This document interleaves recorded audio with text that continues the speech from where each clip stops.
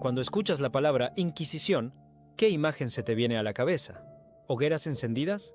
¿Gente gritando de dolor mientras confiesa algo que no hizo? ¿Herejes ardiendo por miles? No te culpo. Durante siglos nos han contado que fue una de las instituciones más crueles de la historia. Pero, ¿y si te dijera que gran parte de eso no es exactamente cierto? ¿Qué pasaría si te mostraran que algunas de esas imágenes que tienes en la cabeza fueron exageradas, manipuladas o incluso inventadas? No vamos a negar los abusos, pero tal vez lo que más miedo da de la Inquisición no es lo que crees que hizo, sino cómo funcionó en realidad. Para entender qué fue realmente la Inquisición, primero tenemos que dejar de lado las imágenes de Hollywood. No eran hordas de monjes desquiciados recorriendo pueblos con antorchas. Era, en realidad, algo mucho más estructurado, un tribunal religioso, con jueces, normas y registros escritos. Y sí, puede que eso la haga aún más inquietante. La Inquisición fue creada por la Iglesia Católica para identificar y corregir herejías, es decir, ideas contrarias a la doctrina oficial. Y aunque cueste creerlo, su origen no fue tan sangriento como se suele pensar. De hecho, se decía que su propósito era salvar almas del error, aunque con el tiempo ese objetivo se volvió mucho más siniestro. El primero en institucionalizarla fue el Papa Gregorio IX, allá por el siglo XIII. Fue entonces cuando nació la llamada Inquisición medieval, que empezó persiguiendo a movimientos como los cátaros y los valdenses en el sur de Francia. Era la respuesta de la Iglesia a lo que consideraba amenazas internas, una forma de decir, no vamos a tolerar disidencia. Pero con el tiempo surgieron otras versiones. La Inquisición española, quizás la más temida, nació en 1478 bajo los Reyes Católicos y funcionaba con el apoyo del Estado. Luego vino la Inquisición romana, ya más controlada directamente desde el Vaticano. Y no olvidemos la medieval, la más antigua, pero también la más descentralizada. 3 nombres, 3 estructuras, pero todas con un objetivo en común: vigilar el pensamiento. Dependiendo del país y del siglo, la Inquisición se comportaba de maneras distintas. En algunos lugares fue más violenta, en otros más burocrática. Pero algo no cambiaba: el miedo a pensar diferente. Y ese miedo, más que el fuego o la tortura, fue el verdadero combustible de la Inquisición. Cuando pensamos en la Inquisición, la primera imagen que aparece es casi siempre la misma: fuego, gritos, castigos brutales. Pero, ¿y si te dijéramos que nuestra forma de mirar esos hechos puede estar distorsionada por algo muy simple? Nuestra mentalidad moderna.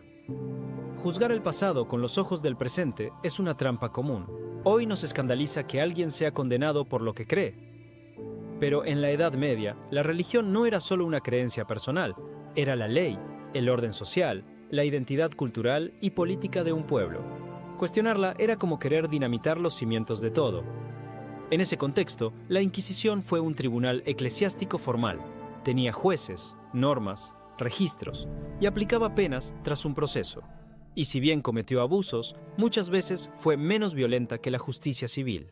Un ejemplo concreto: según investigaciones del historiador Henry Kamen, la Inquisición española ejecutó a entre 3.000 y 5.000 personas en más de 350 años de historia. No son cifras bajas, pero ahora compáralo con las 60.000 ejecuciones por brujería que se estima ocurrieron en Europa entre los siglos XV y XVII, muchas fuera del ámbito de la Inquisición. Alemania, por ejemplo, fue mucho más letal. ¿Y la tortura? Sí, se usaba, pero de nuevo, estaba regulada. Solo se permitía si había indicios sólidos, una única vez por causa, y con supervisión. No podía causar la muerte ni dejar secuelas permanentes, al menos en teoría. En tribunales seculares, en cambio, la tortura era habitual, brutal y sin restricciones. Basta ver las penas aplicadas por otros tribunales: decapitación, ahorcamiento, empalamiento, descuartizamiento. Todo en plazas públicas, con niños mirando. En ese marco, muchos acusados preferían caer en manos de la Inquisición antes que en tribunales del rey o del pueblo. Suena increíble, pero está documentado.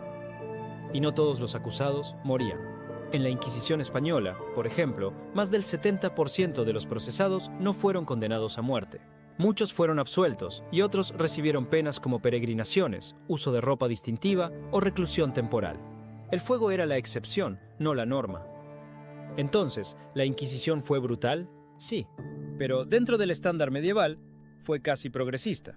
Lo verdaderamente perturbador no son solo los castigos, sino cómo una institución pudo volverse la conciencia oficial de toda una época, capaz de decidir qué se podía pensar, decir o incluso imaginar. Imagínate esto, un día común y de repente te llaman a declarar. No te dicen por qué. Solo sabes que alguien te denunció ante la Inquisición. La razón: tal vez dijiste algo raro en una comida. Tal vez miraste mal a un vecino. O tal vez no hiciste absolutamente nada. Pero ya estás dentro del sistema. Y salir no será fácil. Los juicios inquisitoriales no eran caóticos. Todo estaba perfectamente organizado. Te sentaban frente a un tribunal eclesiástico. No había abogado. No sabías quién te acusaba. Y lo más insólito, podían mentirte para que confesaras. Era legal que te dijeran que había testigos en tu contra, aunque no fuera cierto.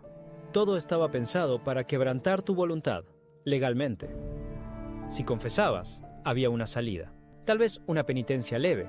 Pero si te negabas, podías estar meses encerrado, interrogado día tras día, con la amenaza constante de tortura. Y sí, la tortura existía, pero no como se imagina. Estaba regulada, solo si había fuertes indicios, solo una vez y con límites. ¿Se cumplía siempre? No. Pero en muchos casos, el simple temor bastaba. No necesitaban quemarte para controlarte. Solo bastaba con que creyeras que podían hacerlo. Y si te declaraban culpable, llegaba el auto de fe, una ceremonia pública, cargada de simbolismo. A veces solo debías usar un San Benito. Otras, si no te habías arrepentido, el castigo podía ser la hoguera. Pero incluso en ese momento, la iglesia no ejecutaba. Te entregaban al brazo secular, como si eso los limpiara de culpa. Todo era una maquinaria impecable. No buscaba solo castigar. Buscaba enseñar con el miedo. La Inquisición no necesitaba matar para imponerse. Ni siquiera necesitaba encerrar a todo el mundo. Lo más efectivo era algo mucho más simple: hacer que todos tuvieran miedo. Miedo a hablar, miedo a leer, miedo a pensar distinto. Porque si alguien escuchaba, si alguien se sentía incomodado, podías acabar frente a un tribunal. Ese fue el verdadero poder de la Inquisición, el control de las ideas. No solo juzgaban personas, también libros. La Iglesia elaboró un índice con los textos prohibidos. Autores como Galileo, Erasmo e incluso algunos teólogos cristianos fueron censurados por desafiar lo establecido. Leer podía ser tan peligroso como herejía. Y ese control cultural era tan fuerte como cualquier tortura física. El mensaje era claro: no basta con obedecer, tienes que creer. Y si dudas, al menos, guárdatelo. El silencio fue la gran victoria de la Inquisición. Una sociedad que no se atrevía a decir en voz alta lo que pensaba, era una sociedad completamente dominada. No todos fueron torturados, no todos fueron quemados, pero todos aprendieron a tener cuidado. Y eso, al final, fue lo más efectivo: instalar el miedo dentro de cada uno. Porque cuando el enemigo puede ser cualquiera, la autocensura se vuelve la norma. La Inquisición existió, y sí, cometió abusos, persiguió a miles, condicionó vidas, y por siglos sembró el miedo como método de control.